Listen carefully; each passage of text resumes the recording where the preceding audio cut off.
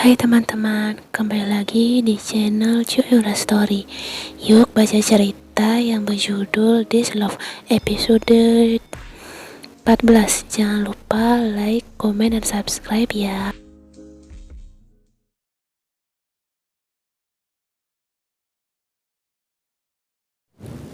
Ian menonton wawancara Taeyong dan Mion di televisi.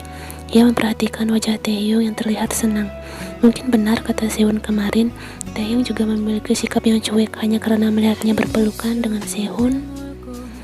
Belum tentu bisa membuat Taeyong marah. Buktinya sekarang pria itu terlihat senang dan santai-santai saja di TV membahas kehamilan Mion. Jadi ia tidak perlu merasa bersalah lagi pada pria itu. Taeyong tiba di kantornya dan berjalan santai menuju ruang kerja. Saat di perjalanan, ia bertemu dengan Jungkook. Taeyong pun hendak menyapa sahabatnya itu, namun Jungkook langsung berbelok arah. Sontak kening Taeyong mengkerut. Kenapa orang ini? Batinnya lalu menghampiri pria itu. Ya, Tuan John, suara berat Taeyong terdengar. Jungkook berhenti dan menoleh dengan tatapan kesalnya. Apa? Taeyong memukul lengan Jungkook dengan tas kerjanya. Beraninya kau tidak menghiraukan bosmu sendiri? Jungkook memutar bola matanya dan melipat tangannya di dada. Apa peduliku? Kau saja tidak membangunkanku kemarin dan meninggalkanku sendirian di sini. Taeyong langsung berkekeh geli. Maafkan aku sangat buru-buru, jadi aku melupakanmu. Kau tidak tahu betapa menyeramkannya tempat ini saat malam hari, dan saat aku ingin memasuki lift, seperti ada yang mendekatiku. Untung pintunya cepat terbuka. Taeyong lalu menepuk pundak pria itu. Baiklah, aku salah. Maafkan aku. Nanti bagaimana kalau sepulang kerja kita minum-minum sebentar bersama Jimin? Bagaimana? Tapi kau yang bayar semuanya ya. Iya, gampang. Kau tenang saja, Tuan John. Kali ini kaulah rajanya. Mendengar rayuan Taeyong, pria itu langsung tersenyum bangga. Mudah sekali untuk membujuk orang seperti Jungkook. Baiklah, kalau begitu aku terima permintaan maafmu. Oh ya, lalu bagaimana caramu melewati para wartawan itu? Tanya Jungkook penasaran. Adalah, kau tidak perlu tahu.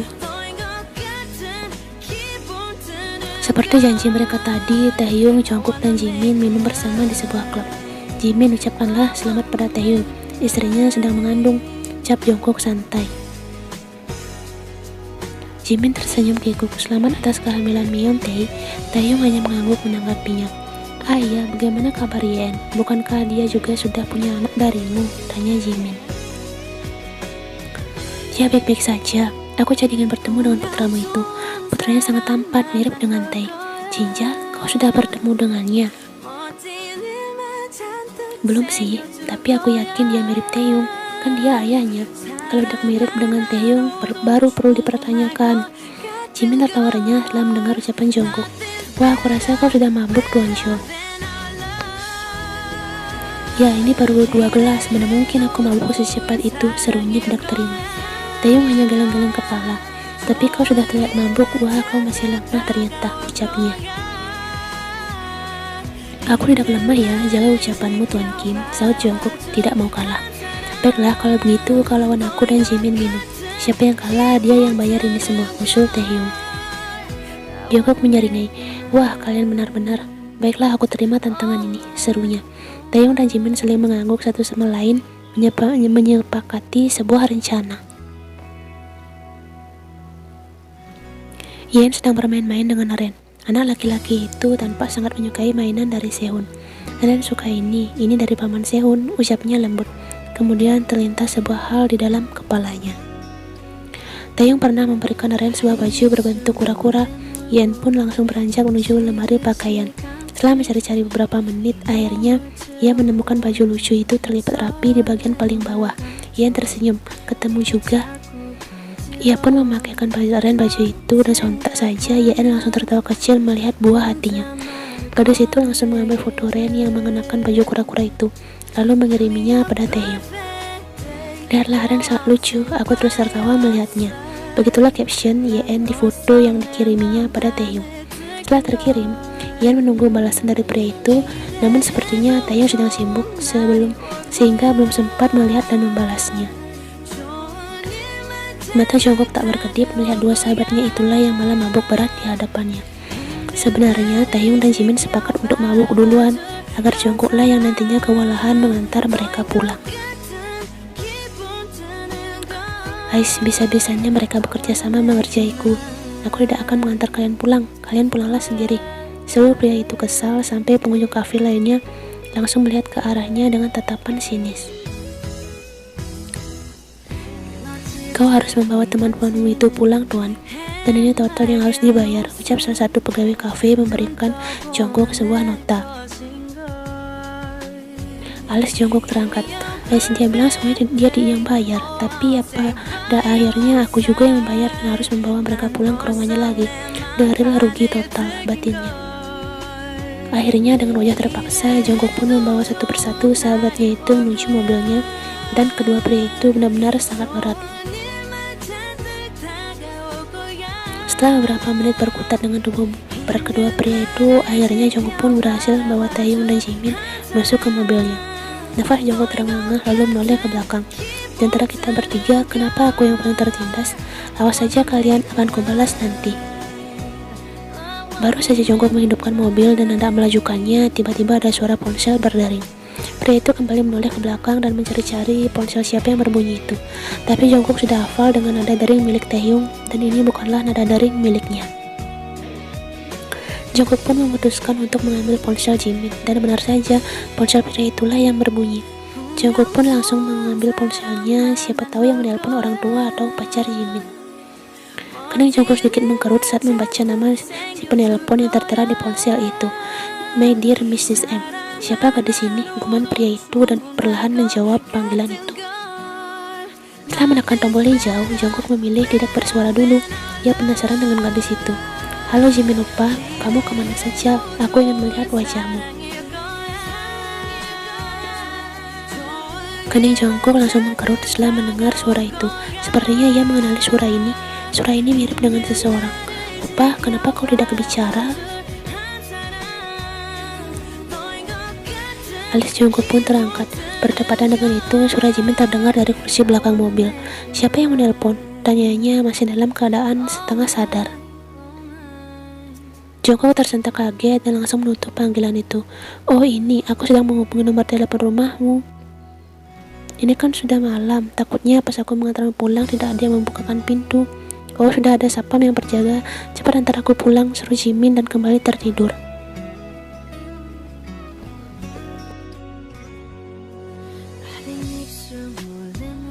Setelah mengantar Jimin ke rumahnya, kali ini tugas Jungkook adalah mengantar Taehyung pulang.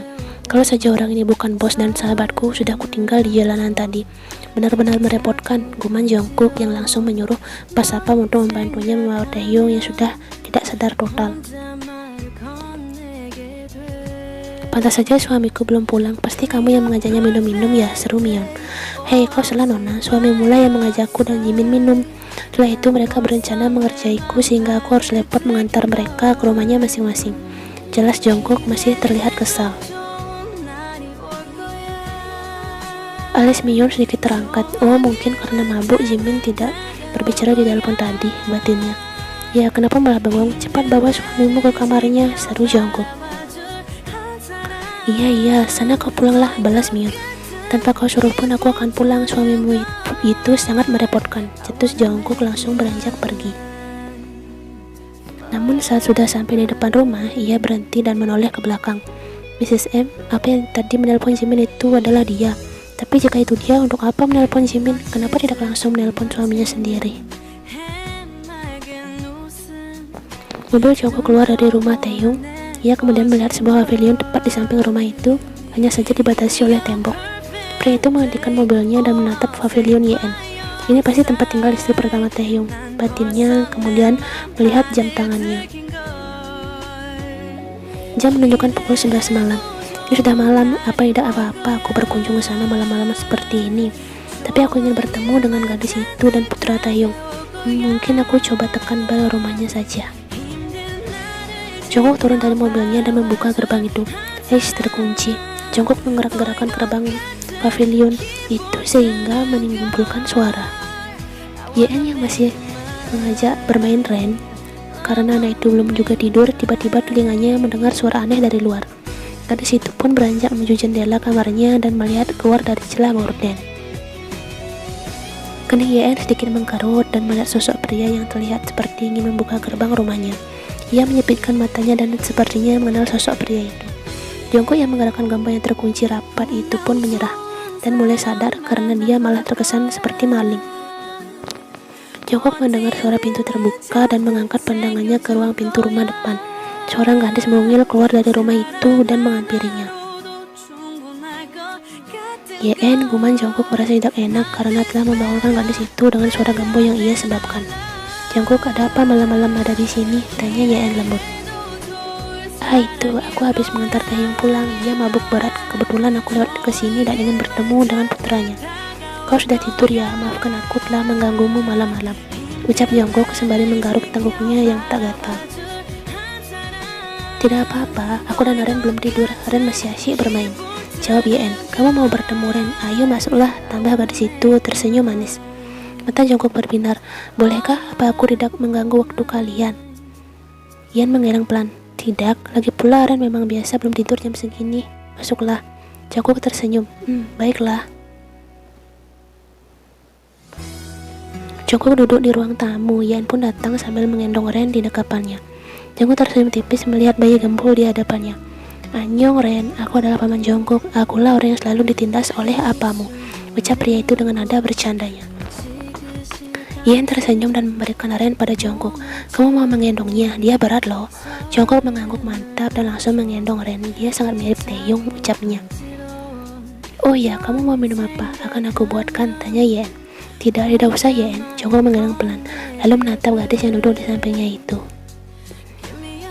Gadis seperti inilah yang cocok bersama pria kepala seperti Taeyong, dan sikap Yen sangat berbeda dari Mion. Yen memiliki sikap yang lemah lembut dan terkesan tenang, berbeda dengan Mion yang sangat jutek dan ngegas padanya tadi. Oh Yen, kalau begitu aku pamit pulang. Sepertinya Ren sudah mulai mengantuk, ucap Jongkok memberikan bayi gembul itu pada ibunya. Yen tersenyum. Baiklah Jongkok, aku akan mengantarmu sampai di luar. Taeyong bersiap pergi ke kantor. Ia memasuki mobilnya dan mulai melajukan kendaraan beroda 4 itu. Yen yang sedang menyiram bunga-bunga di depan pavilion pun melihat mobil Taeyong melewati depan rumahnya. Dari kaca mobilnya yang setengah terbuka, Yen bisa melihat wajah datar Taeyong. Kenapa pria itu tidak menoleh ke arahnya sedikit pun?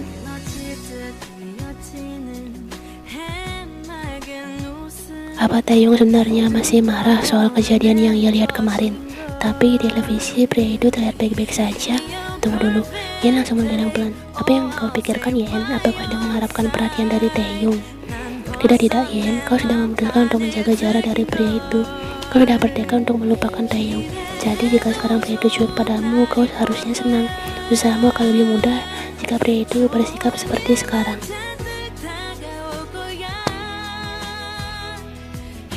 Yen duduk di halaman belakang pavilion sambil memberi ASI untuk Ren. Kemudian ia mengambil ponselnya dan melihat pesan berisi foto Ren yang ia kirim kemarin, belum dibaca oleh pria itu. Saat hendak meletakkan kembali ponselnya, tiba-tiba ponsel itu berdering kembali. Yen langsung menoleh dan melihat siapa yang menelpon. Halo Sehun, jawab gadis itu pelan. Halo Yen, apakah hari ini kau sibuk? Tanya pria di seberang sana. Tidak, memangnya kenapa? Kalau begitu kita jalan-jalan taman bersama Ren, mumpung aku lagi tidak ada kerjaan.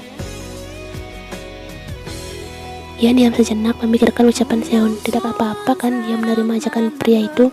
Sebenarnya Yen juga sangat ingin mengajak buah hatinya keluar mencari udara segar. Baiklah Sehun, jawab gadis itu akhirnya. Oke, sekarang aku akan pergi ke sana menjemputmu. Hati-hati di jalan. Taeyong duduk di kursi kerjanya. Ia kemudian mengambil telepon dan menyuruh Jongkok datang ke ruangannya untuk membawakan beberapa berkas penting. Beberapa menit kemudian, Jongkok pun masuk ke ruangan Taeyong dalam langkah malas dan langsung melempar berkas itu ke meja bosnya. Taeyong langsung melihat Jongkok dengan sendiri berdiri di depannya sambil melipat dada tangannya. Lalu wajahnya terlihat aneh, tidak seperti biasanya. Kau kenapa? Tanya Taeyong. Kau tenang saja Tuan John, kali ini sudah kaulah rajanya, ucap Jongkok meniru gaya bicara Taeyong. Taeyong teringat dengan ucapannya kemarin dan langsung tertawa terbahak-bahak membuat Jongkok semakin menekuk wajahnya.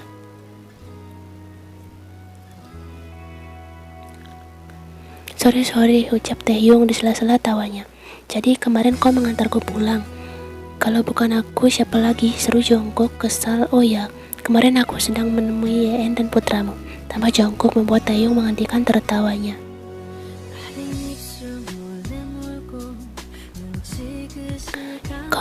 Kau membangunkan mereka malam-malam, seru Taeyong. Tidaklah, dengarkan aku dulu. Awalnya aku ingin bertemu dengan Yen. Setelah aku gerak-gerakan gembok, gerbangnya terkunci. Tapi tiba-tiba saja Yen keluar dari pintu karena mendengar suara gembok itu.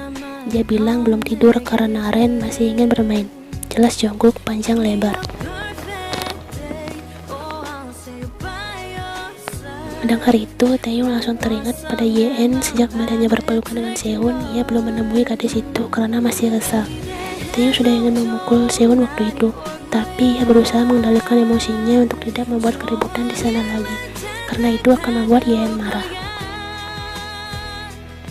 Putramu sangat tampan dan sekelas mirip denganmu, ucap Jongkok. Tentu saja, aku ayahnya, jelas putraku mirip denganku.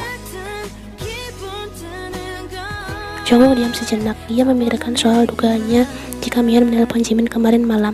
Tapi niatnya masih setengah-setengah karena gadis itu belum tentu Mion. Ia belum punya cukup bukti. Jika soal suara yang mirip, banyak orang di luar sana juga memiliki suara yang mirip. Jika ia sekarang membicarakannya pada Taeyong, sudah dipastikan pria itu tidak akan percaya. Ah ya, menurutku Yen sangat cocok denganmu, ucap Jongkok membuat Taeyong langsung menatap lekat ke arahnya. Kulihat Yen sangat lemah lembut, dia juga terlihat tenang dan cantik juga, sangat cocok dengan pria keras kepala dan sombong sepertimu, tambah Jongkok.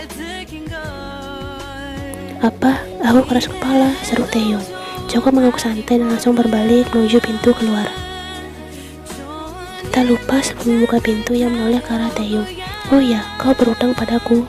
Minuman kemarin aku yang membayarnya semua dan kau yakin aku cuma bawa badanmu yang berat itu pulang. Uang ganti ruginya bisa kau kirim langsung ke rekeningku, oke? Permisi Tuan Kim, ucap pria itu langsung menutup pintu. Mata Taeyong tak berkedip. Bisa-bisanya dia berbicara seperti itu padaku, kumannya. Taeyong kemudian melihat cincin yang melingkar di jari manisnya, masih cincin pernikahannya bersama Yen. Pria itu kemudian mengambil ponselnya dan melihat ada sebuah pesan yang belum dibaca dari Yen. Alis Taeyong terangkat dan langsung membuka pesan itu. Senyuman lebar langsung terukir di bibirnya. Aiku Kyowo, gumannya melihat foto Ren memakai baju yang ia belikan dulu. Taeyong kemudian menjadikan foto itu sebagai wallpaper HP-nya. Taeyong pun kemudian menelpon Yen. Kening Taeyong sedikit mengkerut karena tidak ada jawaban. Kemana gadis itu? Bukankah dia hanya di rumah? Kenapa tidak mendengar ponselnya berbunyi?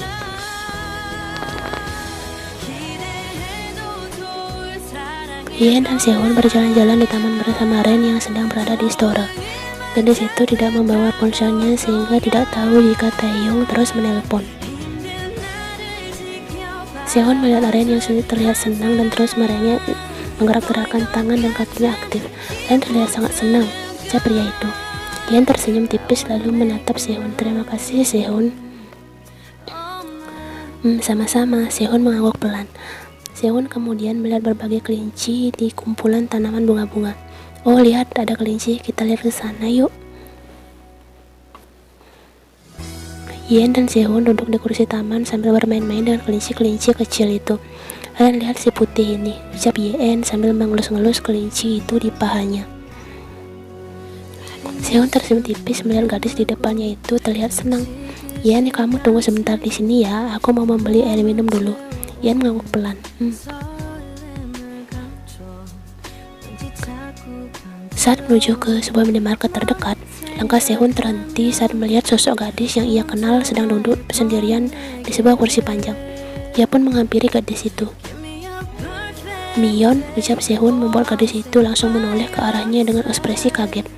Sedang apa kau di sini? Kau datang bersama kakakku, tanya Sehun. Mion diam sambil memikirkan jawaban yang masuk akal, karena Sehun sama seperti Taeyong. Pria ini bisa membaca raut wajah lawan bicaranya dengan tepat. Oh, aku hanya jalan-jalan sebentar di taman ini. Aku sendirian, kakakmu kan sedang di kantornya, jawab Mion. Sehun menatap wajah gadis itu lekat. Kau sendirian, kenapa ada di sini? Tanya Mion balik. Aku sedang mengajak temanku jalan-jalan di sini, jawab si pria itu santai. Oh, Kau jangan terlalu lelah, ingat kau sedang hamil. Iya, aku akan berhati-hati, jawab gadis itu singkat. Baiklah, kebetulan aku mau ke minimarket. Kau mau menitip sesuatu? Tanya Sehun. Belikan aku air minum saja, jawab Mion. Sehun mengangguk dan langsung melanjutkan langkahnya menuju minimarket.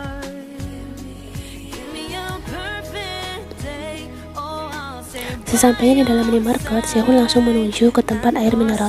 Ia kemudian menoleh ke arah tempat es krim. Mungkin Yen menyukai es krim, dia akan membelikannya untuk gadis itu. Baru saja membuka tempat es krim itu, Sehun menoleh pada sosok pria yang sedang berdiri di sampingnya. Oh, Jimin Hyun, seru Sehun membuat pria itu menoleh dan terkesan kaget. Oh, Sehun, ucap Jimin. Hyun sedang membeli apa di sini? Bukankah minimarket ini lumayan jauh dari daerah rumah atau kantormu? Tanya Sehun bingung. Oh itu, aku sedang bersama temanku jalan-jalan di sini. Kau sendiri sedang apa di sini? Tanya Jimin. Sama Hyun, aku juga bersama temanku jalan-jalan di sini, jawab Sehun kemudian melihat barang yang dibeli Jimin, sebotol air mineral dan beberapa makanan ringan. Oh kalau begitu aku duluan ya, temanku sudah menunggu di luar, ucap Jimin langsung beranjak ke kasir. Sehun menatap punggung Jimin, ia merasa sedikit aneh dengan sikap pria itu. Sehun tidak terlalu memikirkannya dan kemudian kembali memilih-milih es krim untuk Yen. Jimin keluar dari minimarket itu dan tiba-tiba saja seseorang langsung menarik tangannya. Mion dan Jimin menuju tempat parkir lalu dengan cepat masuk ke dalam mobil. Pria itu langsung melajukan mobilnya pergi dari area taman itu. Aku bertemu dengan Sehun tadi, kamu juga bertemu dengannya? Tanya Mion. Jimin mengangguk, hampir saja kita ketahuan, ucapnya fokus menyetir. Jimin menghela nafas panjang, sepertinya kita harus lebih berhati-hati lagi mulai saat ini. Mengingat orang-orang terdekat Taeyong bisa saja memergoki kita, ucapnya. Mion mengangguk menyetujui ucapan pria itu. Kamu benar, Sehun juga tipe orang yang tidak mudah berkelabui. Dia sama seperti Taeyong, bisa membaca pikiran orang dengan menatap raut wajahnya saja. Untung tadi aku cepat menemukan alasan yang masuk akal.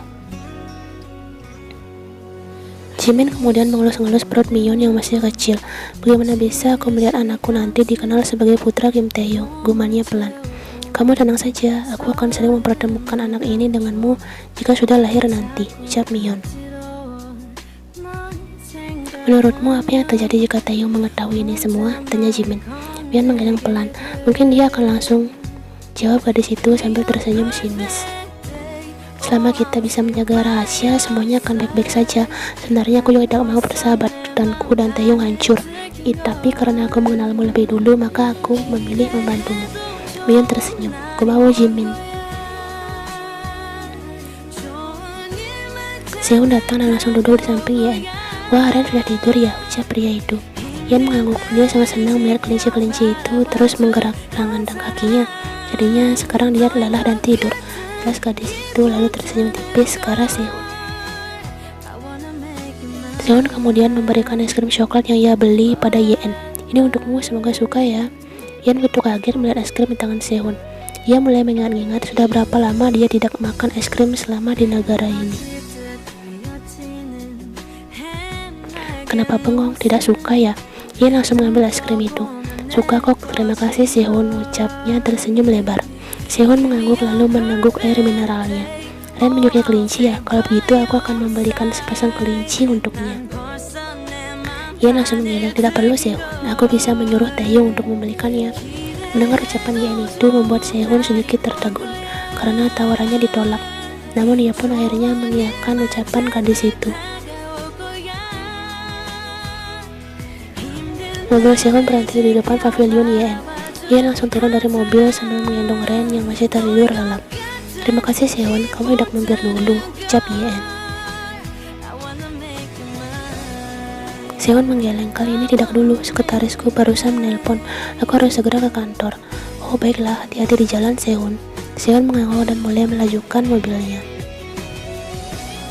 Setelah mobil Sehun sudah mulai menjauh dan menghilang dari pandangannya, Yen pun beranjak masuk ke rumah. Ian membuka pintu dan sangat kaget. Taeyong sedang berdiri di depannya sambil melipat tangannya di dada. Mata gadis itu melebar dan tidak berkedip. Pria di hadapannya itu memasang wajah super dinginnya. Aku akan membawa Ren ke kamarnya, gumam Ian pelan dan langsung melangkah ke kamarnya. Namun Taeyong dengan cepat menahan tangan Ian dan menariknya pelan, membuat gadis itu langsung mendekat. Vivi, bawa Ren ke kamarnya, ucap Taeyong pada kedua pelayan, namun pandangannya masih menatap Ian lekat. Kedua pelayan pun datang dan membawa Ren ke kamarnya. Kini hanya mereka berdua yang ada di sana. Taeyong menatap gadis itu dari atas sampai bawah. Kemana kau barusan? Ucapnya penuh penekanan. Hanya jalan-jalan di taman sebentar, jawab Ian. Kenapa kau tidak membawa ponselmu? Aku menghubungimu berkali-kali. Maaf, aku lupa membawanya. Kenapa kau tidak meminta izinku terlebih dahulu jika akan pergi bersama pria lain? Sebegitu sukanya kau bersama Sehun sampai tidak ingin ada yang mengganggu kalian berdua.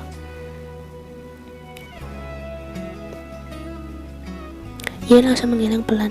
Bukan begitu, kupikir kamu sibuk di kantor. Aku hanya tak ingin mengganggumu. Taeyong menatap Ian lekat. Kau menyukai Sehun? Ian seketika kaget dengan pertanyaan pria itu. Jika kau diam, ku tetapkan diam itu sebagai iya, tambah Taeyong. Ian pun menggeleng pelan. Sehun adalah adik iparku, aku tidak mungkin menyukainya. Ucapnya pelan dan sedikit menunduk. Tapi Ian melajukan ucapannya lagi. Tapi kamu tidak berhak melarangku pergi dengan siapapun. Kadang Taeyong sedikit mengkerut dan mengeratkan pegangannya pada pergelangan Ian. Kenapa? Ian perlahan mengangkat wajahnya dan membalas tatapan Taeyong. Karena aku tidak pernah melarangmu dengan gadis lain, ucap gadis itu pelan.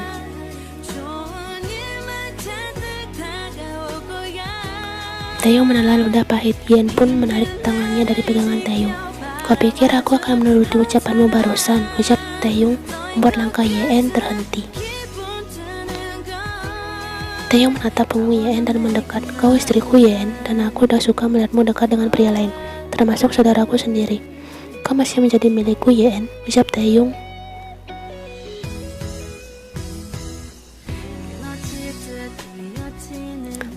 Tangan Ian menahan dada Taeyong, namun itu sia-sia.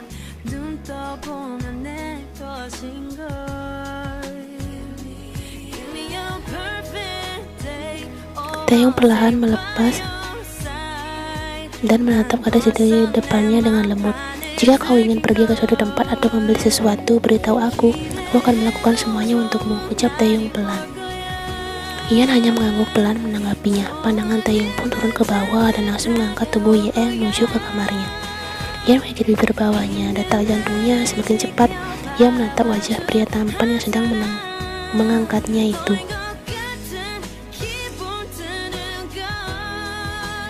Taeyong langsung menjatuhkan tubuh Ian ke kasur empuknya dan kemudian berbisik lembut di telinga Ian. Aku merindukanmu, Chagi. Sehun kembali ke rumah Ian karena kereta bayi milik Ren ketinggalan di mobilnya. Ia pun sampai dan langsung menekan bel pavilion mewah itu. Kedua pelayan yang membukakan pintu. Oh, Tuan Sehun, ada apa? Ini kereta bayinya ketinggalan di mobilku, jadi aku bawakan ke sini. Ian di mana? Tanya Sehun. Nona Ian sedang di kamarnya bersama Tuan Taeyong, jawab ketua pelayan. Mendengar jawaban itu, sontak kening Sehun sedikit mengkerut. Di kamarnya? Tanyanya lagi. Kedua pelayan mengangguk pelan. Nah, Sehun menyaringnya dan langsung masuk ke dalam rumah. Ia penasaran dan menuju ke kamar Ian. Sehun melangkah dengan sangat pelan begitu tiba di depan kamar Ian.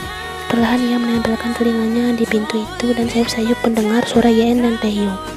Mereka seperti sedang menikmatinya, pikir Sehun, lalu perlahan berbalik menjauh dari kamar itu. Sepertinya mereka berdua sedang sibuk. Saya pulang saja, Big. Oh ya, nanti jangan bilang pada Ian kalau saya datang ke sini, ucap Sehun. Baik Tuan, jawab ketua pelayan sembari membungkuk hormat. Sehun hanya tersenyum tipis dan langsung beranjak pergi. 1 jam kemudian, Ian tertidur di pangkuan Taeyong. Ia pun perlahan membuka matanya dan mendapati sosok pria tampan itu masih tertidur pulas. Ian menatap wajah Taeyong yang terlihat sangat tenang saat tertidur. Ia pun menggerakkan tubuhnya yang benar-benar terasa remuk karena ulah Taeyong.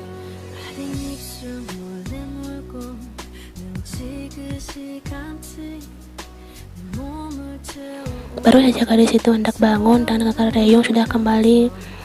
Mau kemana, Guman? Taeyong masih dengan mata tertutup. Mau melihat Ren, dia sudah bangun apa belum? Jawab Yen pelan. Belum, kalau sudah bangun dia pasti merengek. Tetaplah di sini, ucap Taeyong semakin mengeratkan pelukannya. Yen pun menurut dan diam di pelukan hangat Taeyong. Derun nafas Taeyong mengenai leher Yen dan itu membuatnya merasa sedikit geli. Taeyong tersenyum tipis begitu merasakan sesuatu yang lembut di bawah sana.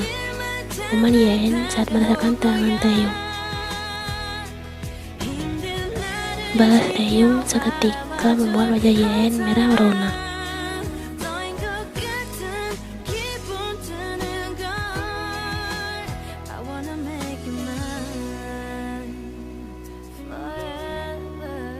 Ponsel Taeyong tiba-tiba berbunyi. Yen langsung mendorong dan pelan Taeyong membuat ponsel berbunyi. Guman gadis itu pelan. Taeyong menoleh ke samping dan langsung mengambil ponselnya. Ais mengganggu saja. Guman pria itu melihat siapa yang menelponnya. Ada apa sayang? Ucap Taeyong. Mendengar pria itu menjauh telepon dari Mion membuat suasana hati Yen menjadi tidak bagus. Nanti aku periksa kandungan sekarang, seru gadis itu dari seberang sana. Taeyong langsung menarik Yen, naruh wajah terlihat gadis itu tampak tenang. Baiklah, tunggu sebentar, jawab Taeyong kemudian menutup panggilan ponselnya. Taeyong kemudian menatap Yen yang hanya diam. Ia merasa tidak enak pada gadis itu dan kebingungan mencari cara mulai pembicaraan. Mion menelponmu, kau bisa pergi sekarang, ucap Yen singkat lalu perlahan bangun dari tempat tidur itu.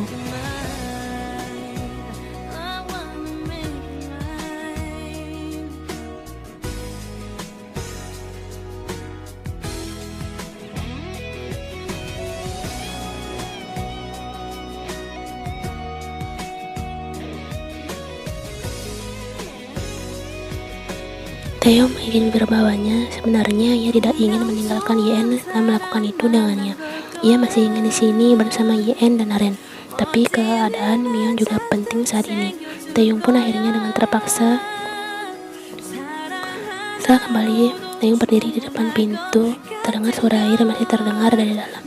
Yen, jangan lupa makan, ucap pria itu, namun tak mendapat jawaban dari Yen. Taeyong sampai di rumahnya dan melihat Mion sudah duduk di sofa ruang tamu dengan wajah tertakuk. Kaja, ucap Taeyong singkat. Mion menoleh dan menatap Taeyong kesal. Opa pasti dari pavilion Yen, kan? Iya, aku ingin melihat Ren. Ayo, kau jadi memeriksa kandungan, tanya Taeyong. Mion menatap Taeyong melekat dan matanya sontak melebar saat melihat